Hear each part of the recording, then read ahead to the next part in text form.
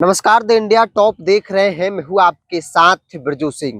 बिहार की राजनीति में पशुपति कुमार पारस और उनकी पार्टी राष्ट्रीय लोजपा हाशिए पर है और इस हाशिए पाने वाले दौर में पशुपति कुमार पारस की पार्टी को नीतीश कुमार की तरफ से बड़ा झटका दिया गया है और ये झटका कोई मामूली झटका नहीं है, बल्कि सीधे तौर पर कहा गया है कि 15 दिनों के अंदर अगर इस फैसले को आप नहीं मानते हैं तो फिर बलपूर्वक मतलब पुलिस भेजकर आपको जबरन जो है वो बाहर कर दिया जाएगा। याद कीजिए, चिराग पासवान के पिता स्वर्गीय रामविलास पासवान, उनके निधन के बाद जब पार्टी दो भागों में बटी थी, परिवार दो भागों में बटा था, तब दिल्ली वाला आवास खाली कराया गया था, बलपूर्वक खाली कराया गया था। रामविलास पासवान की जो फोटो थी वो बाहर फेंक दी गई थी, उस पर पुलिस की जो अधिकारी थे वो पैर कुचल रहे थे। वो तस्वीर भी खूब वायरल हुई थी और खूब इसकी चर्चा हुई थी कि भारतीय जनता पार्टी ने चिराग पासवान, उनके पिता और उनकी पार्टी को सीधे तौर पर अपमानित किया है, रामविलास पासवान को अपमानित किया है। अब वो परिस्थिति आज की तारीख में पशुपति कुमार पारस के साथ बनता नजर आ रहा है। चूंकि दफ्तर को लेकर मामला बेशक कोर्ट में हो, लेकिन नीतीश कुमार की तरफ से, उनकी सरकार की तरफ से, भवन निर्माण विभाग की तरफ से एक नोटिस भेज दिया गया है। एक बार फिर से, चूंकि एक नोटिस पहले भी गया था, इसके बाद मामला कोर्ट पहुंचा था, एक और नोटिस भवन निर्माण विभाग की तरफ से भेजा गया है जिसमें लिखा हुआ है कि भवन निर्माण विभाग का कार्यालय आदेश संख्या 144 पठित ज्ञापन 240 दिनांक 30/5/2006 द्वारा आवास संख्या 1 व्हीलर रोड, शहीद पीर अली खान मार्ग, पटना लोक जनशक्ति पार्टी को आवंटित किया गया था। विभागीय कार्यालय आदेश संख्या 59 पठित ज्ञापन 4501 दिनांक 13/6/2024 के द्वारा लोक जनशक्ति पार्टी को आवंटित आवास संख्या 1 व्हीलर रोड, शहीद पीर अली बाबा मार्ग, पटना का आवंटन रद्द किया जाता है। मतलब उस आवास लोक जनशक्ति पार्टी के नाम से जो आवंटित है उसे रद्द कर दिया गया है।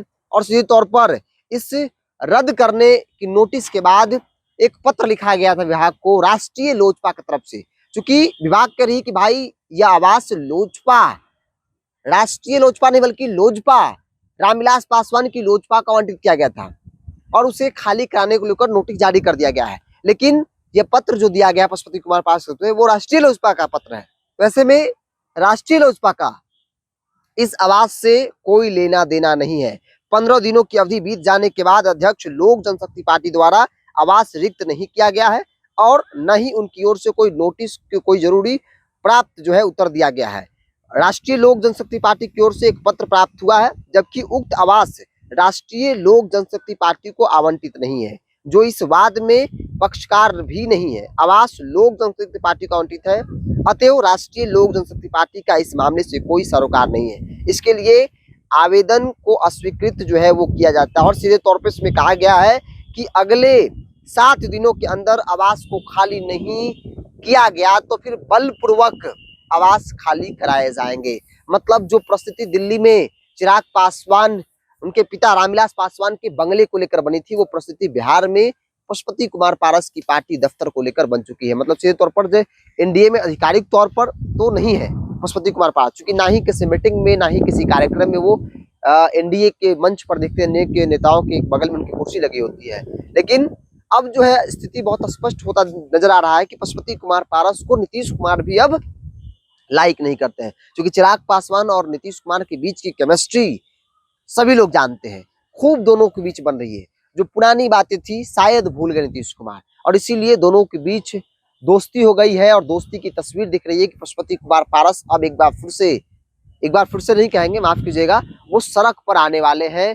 क्योंकि राजनीतिक तौर पर तो कहीं दिखते नहीं है, लेकिन जो एक पार्टी दफ्तर है वो भी उनके हाथ से छीना जा चुका है, सरकार ने छीन लिया है। बस 7 दिनों की और मोहलत दी गई है और 7 दिनों में अगर खाली नहीं कराया जाता है तो फिर बलपूर्वक पुलिस भेजकर राष्ट्रीय लोजपा का कार्यालय खाली करवाया जाएगा। फिलहाल आपकी क्या राय है? आप अपनी राय को कमेंट्स बॉक्स में रखिए। बहुत बहुत धन्यवाद।